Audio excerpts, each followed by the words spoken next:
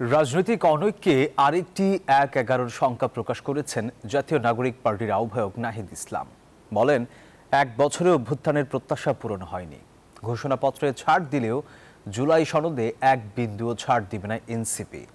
আন্তর্জাতিক যুব দিবস উপলক্ষে মঙ্গলবার রাজধানীর কৃষিবিদ ইনস্টিটিউটে এনসিপির যুব উইং জাতীয় যুব শক্তির সম্মেলনে তিনি এই কথা বলেন। প্রতিশ্রুতি বাস্তবায়ন না হলে কোনো রাজনৈতিক দল ক্ষমতায় যেতে পারবে না। এ সময় বিএনপি ও জামায়াত নেতারা বলেন, জাতীয় স্বার্থে সব রাজনৈতিক দলকে ঐক্যবদ্ধ থাকতে হবে। ১৭ বছরে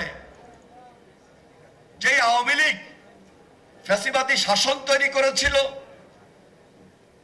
অত্যাচার করেছে, নির্যাতন করেছে, গুম করেছে, খুন করেছে, সর্বশেষ জুলাই আন্দোলনে হেলিকপ্টার থেকে নির্দেশ দিয়ে শিশু বাচ্চাটাকে পর্যন্ত হত্যা করেছে। রাজনীতিকে দলীয় ভিত্তিতে নয়, জাতীয় ভিত্তিতে অক্ষুণ্ণ রাখতে হবে। জুলাই ঘোষণাপত্রে ছাড় দিয়েছি, জুলাই সনদে কোনো ছাড় হবে না। 1% ছাড়ও জুলাই সনদে দেওয়া হবে না।